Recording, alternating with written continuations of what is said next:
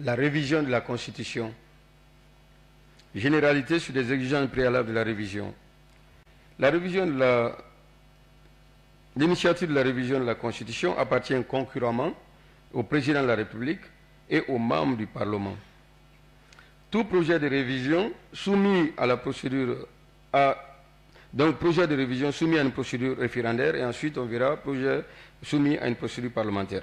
Toute initiative de révision de la Constitution doit être annoncée préalablement par le Président de la République à travers un discours à la nation.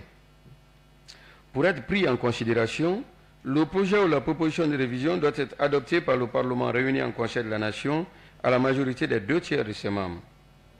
La révision de la Constitution est définitive lorsqu'elle a été approuvée par référendum à la majorité absolue des suffrages exprimés.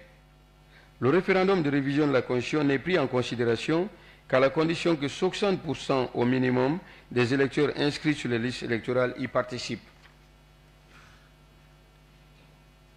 Les implications institutionnelles des projets de révision soumis à une procédure référendaire, donc les conséquences.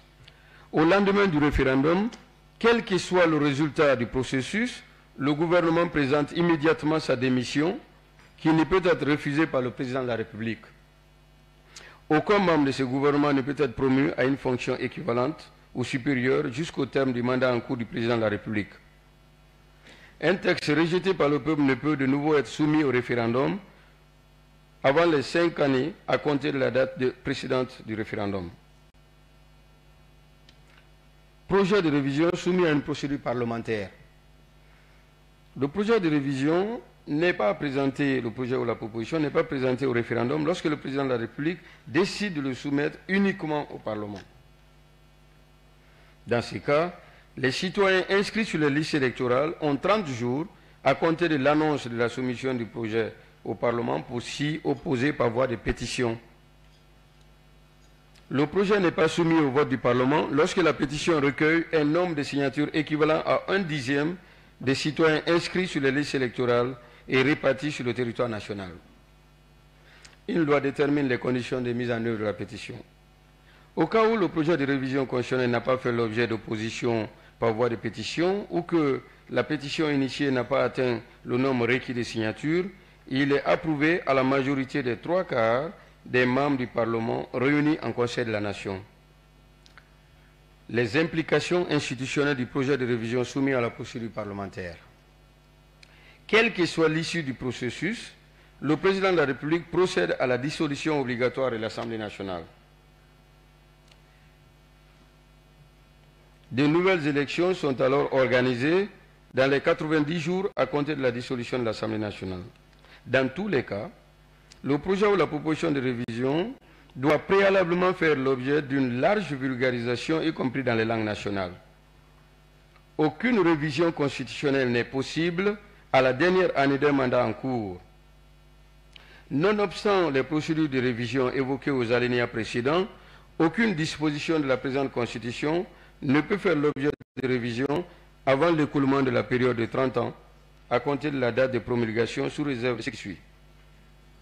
Les révisions peuvent être initiées sur le fondement de l'alinéa 2 de l'article 140, se rapportant à la contrariété éventuelle entre une disposition d'un traité et celle de la Constitution.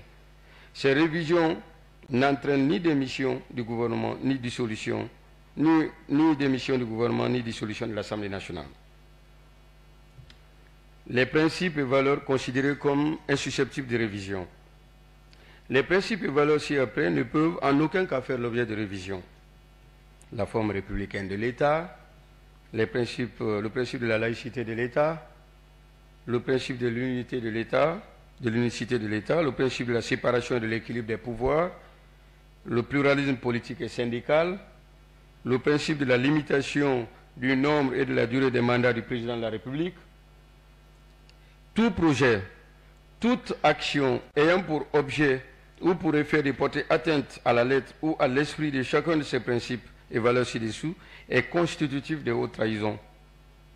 Tout agent de l'État, toute personne contribuant par un mouvement de soutien ou par une quelconque forme de propagande à la mise en œuvre d'un projet ayant pour objet ou pour effet de porter atteinte aux principes et aux valeurs énumérées à l'alinéa 1 du présent article commet un délit dans les conditions définies par une loi. Régime spécifique de sauvegarde de la présente Constitution. La présente Constitution ne peut être invalidée par une quelconque déclaration. Toute déclaration ayant pour objet la suspension ou l'abrogation de la présente Constitution est nulle et de nul effet, quelle que soit sa nature et les motivations de son auteur. Toute déclaration ayant pour objet la dissolution des institutions consacrées à l'article 41, autrement que par les mécanismes prévus par la présente Constitution, est nulle et de nul effet, quelle que soit sa nature, les motivations de ses auteurs et les circonstances. Dispositions transitoires. En attendant la mise en place des institutions consacrées à la présente Constitution, les organes de la transition demeurent compétents pour exercer les fonctions, missions et attributions qui leur sont dévolues par la Charte de la transition. Les lois et règlements en vigueur demeurent valides et applicables tant qu'ils ne sont pas contraires aux nouvelles lois et aux nouveaux actes réglementaires adoptés sous l'empire de la présente Constitution. Les lois d'amnistie adoptées durant la période de transition obéissent à un régime particulier qu'elles déterminent. La présente Constitution, approuvée par référendum, entre en vigueur à compter de la date de sa promulgation par le chef de l'État et sera publiée au journal officiel de la République. Mesdames et Messieurs, Monsieur le Président,